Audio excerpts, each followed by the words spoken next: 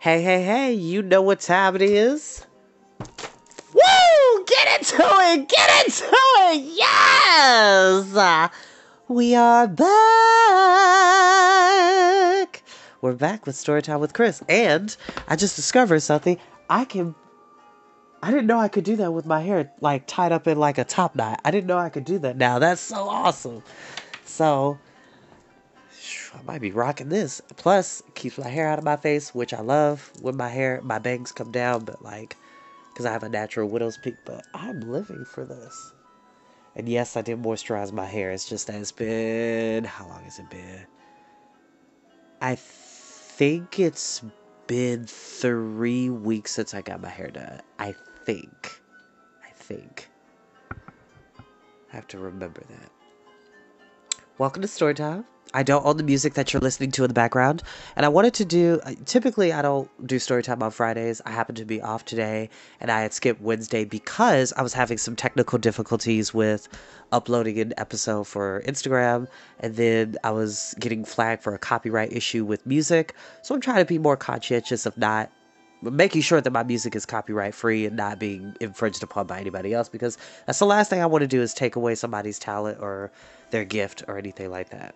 Not Ursula style, not like, now sing, like nothing like that. But let me sip my tea for a little bit as we relax. And I know I said 11, but honey, I was tired. And I mean tired. I slept up until 11:30. I said, oh, I'm late. And I do apologize, y'all. I really do apologize. And thank you so much for your patience.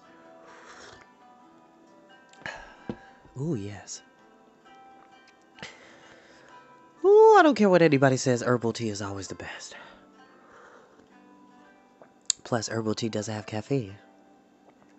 Black tea and green tea have caffeine. Actually, green tea, specifically Japanese green tea, which is matcha, has the most amount of caffeine. Fun fact.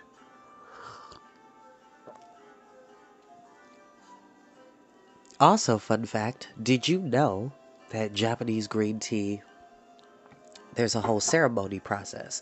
I actually got to meet a Japanese tea master in Yellow Springs where I live. She's related to a very well-known Asian American activist that was a student at Antioch College and would come in occasionally. She was super cool. So she showed me a video and I'll try to post it on my page later. But I remember when I was serving her, bringing her tea and stuff, she's like, oh, Chris-san, your hands, you have tea hands. And I thought she was referring to the fact that I have very soft hands. I was like, oh, thank you. She's like, no, the way you carry the tea and pour it and pull, you have the makings of a Japanese tea master. And she told me this, and I kid you not. And if her caregiver is watching this, I love you so much and I hope she's doing okay. If I'm not mistaken, her last name is, I'm pretty sure it's Asakawa. Anyway, her niece was like, when you go to Japan, you come find me and I'll teach you to be a Japanese tea master. Because a Japanese tea ceremony is a whole ordeal. You actually have to whisk the tea powder to almost like a puree before you even actually drink it. It's a whole setup, but that's another conversation for another day. I say all that to say, I love tea. I definitely will get to Japan one day and find her and definitely take the time to learn. Actually, that's one of my biggest dreams, is just to leave the country for a month and just go. That'd be magical. Nothing is impossible. Impossible things are happening every day.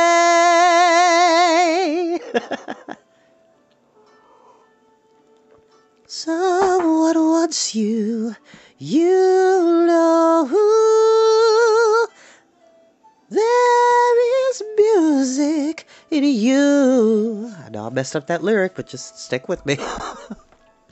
If anybody knows where that's from, you grew up in the 90s and you had a very cool childhood. Shout out to Cinderella, made by Roger Hammerstein, starring Whoopi Goldberg, Brandy, Whitney Houston, Victor Garber, Paulo Montalban, and what's his name? George Costanza. Oh, come on. I'll figure it out later. But we didn't come to hear me blather, we came to hear a story. So, the last time we were here in Taran the Wanderer, it seems that we've met a new character named Cradock. And Cradock is a middle-aged man who lives on a very dilapidated farm with little to no sheep, and whose wife had unfortunately died of an illness, and their son unfortunately was sick, and a wandering enchanter was nearby, and he was like, hey, like, if you take my son and heal him, would you bring him back when he's, strong and well? And come to find out, that person that took the baby was Dalbin, and Dalbin has been taking care of Taran since he was a kid. And now that Taran just happened to wander into this part of the mountains of the northern countries and whatnot, he has discovered his father. So we're going to see what happens next.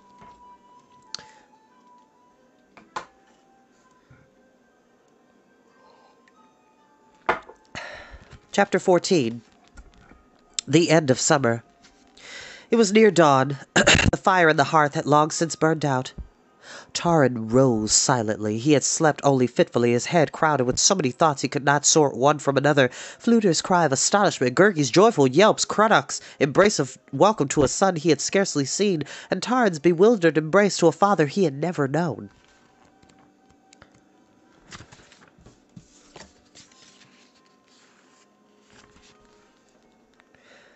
There had been harp playing and singing. Fluter had never been in better voice or spirits, and the herdman's cottage had surely never rung with so much merriment. Yet Taran and Cradock had been more quiet than gay, as if striving to sense each other's mind and heart. At last, all had slept, which gay is a way to refer to someone who is happy. Someone who is happy, making merry, making happy and gay, happy. That's what that means. For those who had questions on that. Don't be trying to make jokes. I see you. Don't you do it.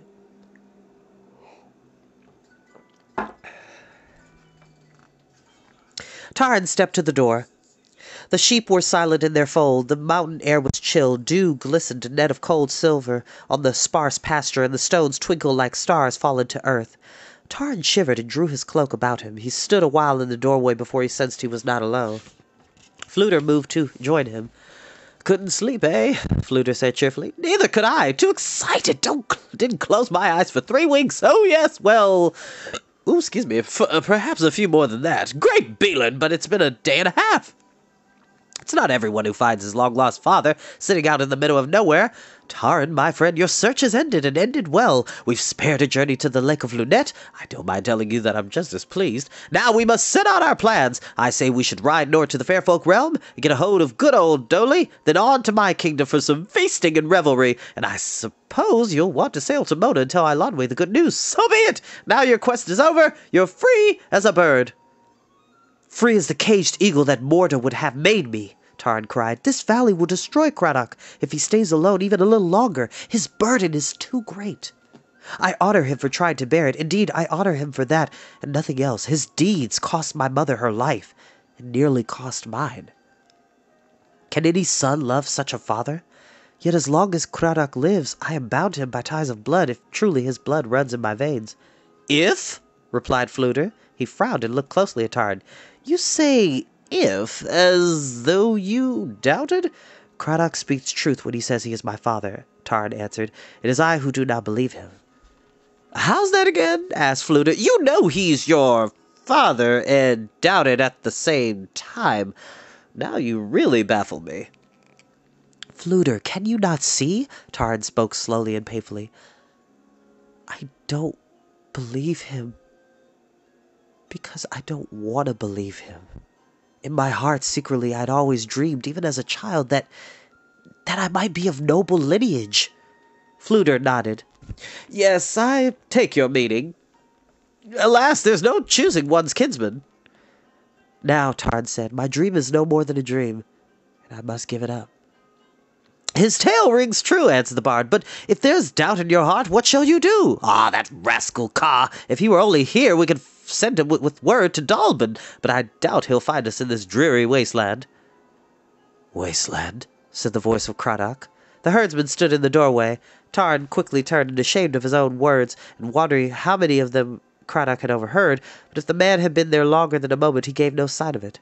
Instead, his weather-beaten face smiled as he hobbled to the companions. Gergie followed behind him.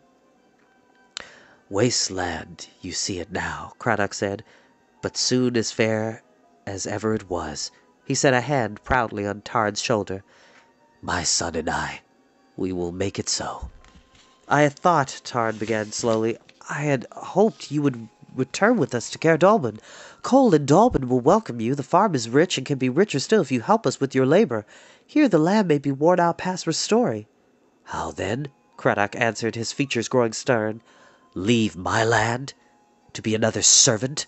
Now? When there is hope for us at last?" His eyes filled with pain as he looked at Taran. "My son," he said quietly, "you do not say all that is in your heart, nor have I said all that is in mine. My happiness blinded me to the truth. Your life has been too long apart from me. Caer Dallben is your home, more than this may ever be. This wasteland, this fallow ground, and the master of it, a cripple." The herdsman had not raised his voice, but the words echoed in Taran's ears. Craddock's face had gone hard as stone, and a terrible pride flamed in his eyes. "I cannot ask you to share this, nor beg duty from a son who is a stranger to me. We have met, we shall part if that is your wish. Go your own path. I do not keep you from it." See, kids, that right there is a prime example of unconditional love. That's parenting 101. Sometimes our parents have plans for what they wish we could be. Sometimes that happens, sometimes that doesn't. And when your parent or guardian is able to see your dream for what it is and accept that your path is going to be different than what they had planned for you and encourage you to pursue it, that's unconditional love. As long as it's positive, and like I keep saying, as long as you don't harm men, women, children, or animals, I have no problem. Also, plans. Respectfully for plans. Before Taran could answer, Craddock turned and made his way to the sheepfold. "What must I do?" Taran cried in dismay to the bard. Fluter shook his head. "He'll not leave. That's for certain. It's easy enough to see where your stubborn string comes from. No, he won't budge. But if you set your mind at rest, then you yourself might go to Caer Dallben. Find out the truth about Dallben. He alone can tell you." "Winter will be upon us before I could return," Taran answered.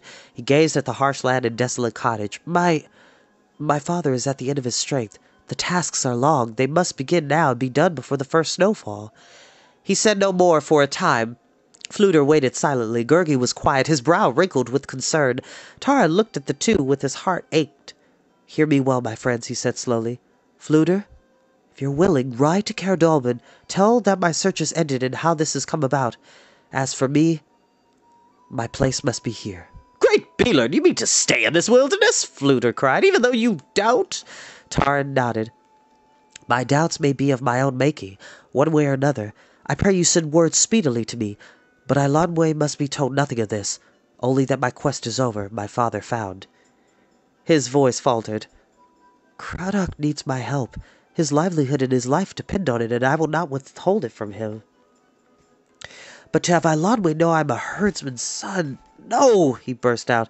"That would be more than I could bear. Bid her my farewell. She and I must never meet again. It were better the princess forget the shepherd boy. Better that all of you forget me." Oh, so sad. He turned to Gergie. "And you, best of good friends, ride with Fluter. If my place is here, yours must be in a happier one." "Kindly master!" Gergie shouted, flinging his arms desperately about Taran. "Gergie stays, so he promised." "Call me master no more," Taran bitterly flung back. "No master am I, but a low-born curl. Do you long for wisdom? You will not find it here with me. Take your freedom. This valley is no beginning, but an ending."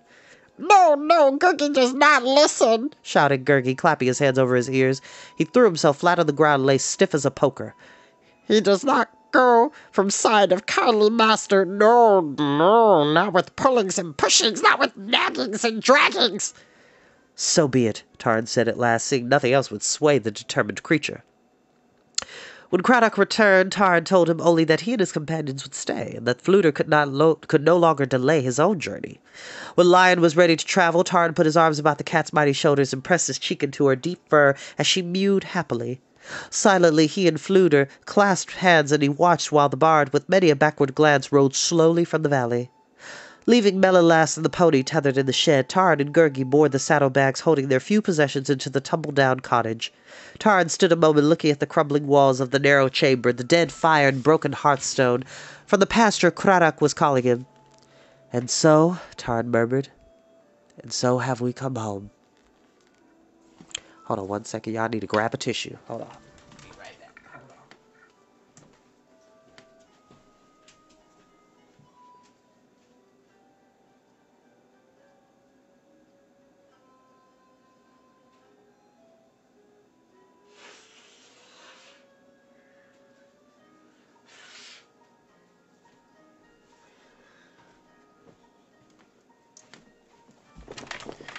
All right, I'm back. Okay, let's see. In the weeks that followed, Taran believed that he could have fared no worse had Morda done as he had threatened. Tall grey summits rose about him like the unyielding bars of a cage. Prisoner, he sought freedom from his memories and the harsh toil of the long days. There was much to be done. Indeed, there was all to be done. The land to clear, the cottage to repair, the sheep to tend. At first he had dreaded the dawns that brought him, weary as if he had not slept, from the straw pallet by the hearth to the seemingly endless labour awaiting him. But soon he rediscovered, as Cole had told him long ago, that he could force himself to plunge into it as into an icy stream, and find refreshment even in his exhaustion. With Gurgi and Craddock, he strained and sweated to uproot boulders from the field and haul them to the cottage, where they would later serve to mend the walls. The spring where the sheep watered had dwindled to a low trickle. Taran saw a way to unblock it, shore up the damp ground, and dig a channel which he lined with flat stones. As the sparkling stream rushed into its new course, Taran, forgetting all else, knelt and drank of it from his cupped hands. The cool draught filled him with wonder, as though never had he tasted water until now. One day, three set about burning away the overgrowth and thorns. Taran's portion of the field took flame too slowly, and he pressed his way to thrust his torch deeper amid the brambles. As he did, a sudden gust of wind turned the fire against him. Quickly he drew back, but the thorns caught him at his jacket. He stumbled and fell, crying out as the flames rose in a scarlet wave. Gurgi, at some distance, heard the shout.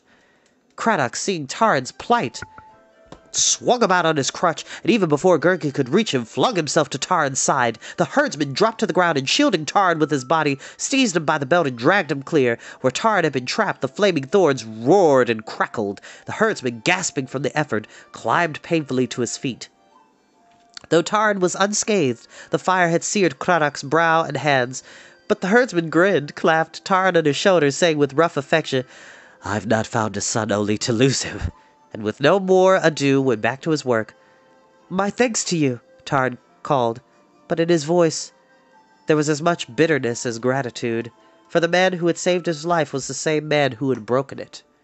Thus it was in these days that followed, when a sheep sickened, Craddock cared for it with an unexpected tenderness that went to Taran's heart. Yet Craddock was who had torn asunder Taran's dream of noble birth and destroyed every hope he had cherished for Eilonwy. When danger threatened the flock, Craddock turned fierce as a wolf, heedless of his own safety, with a courage Taran could only admire. Yet this man held him prisoner in fetters of blood right. Craddock would not touch no food until Taran and Gurgi had their fill, and often went hungry as a result, all the while insisting his appetite was dull. Yet the gift stuck in Taran's throat, and he scorned the generosity he would have honored in any other man. "Are there two herdsmen in this valley?" Taran cried to himself. "One I can only love, and one I can only hate?" So passed the summer. To forget the anguish of his divided heart, Taran labored for the sake of the labor itself. Many tasks were still to be done, and the flock always to be tended. Until now, Craddock had been hard-pressed to keep the new lambs from straying, and as the sheep roved farther afield seeking better pasture, to gather all into the fold at evening, Gurgi pleaded to be given charge of them, and the flock seemed as pleased as he was. He gambled happily with the lambs, clucked and fussed over the ewes, and even the ancient bad-tempered ram turned gentle in his presence. As the days grew cooler, Craddock gave him a jacket of unshorn fleece, and as Gurgi moved among his charges, Taran could hardly distinguish the shaggy creature bundled in his woolly garb from the rest of the flock. Often Taran came upon him sitting on a boulder, the sheep in an admiring circle around their guardian. They followed him everywhere, and would have even trotted after him into the cottage, marching at the head of the flock. Gurgi looked as proud as a warrior leader. "See with lookings!" Gurgi shouted. "See them here, Gurgi with bleatings! Is kindly master assistant pigkeeper? Then bold, clever Gurgi now is assistant sheepkeeper!" But Taran's eyes still turned beyond the barrier of the hills, and at the end of each day he scanned the passes for a sign of Fluter and the clouds for a glimpse of Ka. The crow he feared had flown to the Lake of Lunette, not finding the companions there. Ka might still be waiting, or, impatient, be seeking them elsewhere. As for the bard, Taran sensed more than ever that Fluter would not return, and as the days shortened and autumn drew closer, he gave up his vigil and looked no longer at the sky. And that is where we will end for today. That is really sad. I don't think you have to experience trauma to know how heavy trauma is. I told you all at the very beginning before I started this book, this is going to be a different type of story. It's still a high fantasy adventure story, but it's coming from a space that only a few people in life can truly talk about. This young man did not know his father. And I'm imagining, if I'm not mistaken, and correct me if I'm wrong in the comments, but I'm pretty sure at this point in the story, Taran is about, I would say, 16 going on 17. He has not seen this man in a decade and some change. His mother has passed on because she was sick, and is because his dad would not leave the land to seek a doctor, to go to a better part of the land to where they can find help. And he almost lost his son because of his, in a way, his selfishness. His pride got in the way. But he lowered his pride so that his child could have a better life and a better opportunity and a better way of living. And so now he's met his dad, and he's having mixed emotions. He's having mixed emotions about showing love and affection for somebody who he practically doesn't know. He just met him. So now one has to figure out, how does one navigate this new relationship? There are plenty of people around the world, kids, who have families that they didn't know about for 10, 20, even 30 years. Siblings they never even met that were around them and didn't realize. We have to be very conscientious that this road that some people walk when it comes to dealing with familial loss and trauma, it's not easy for a lot of people. And that's what Taran's experiencing right now, because he loves his dad, because that's his dad. But he also has anger towards his father, because to paraphrase, he's like, you basically left me. You dropped me off to a total stranger. Granted, this stranger is a very powerful enchanter and is a good person, but you gave me to a stranger.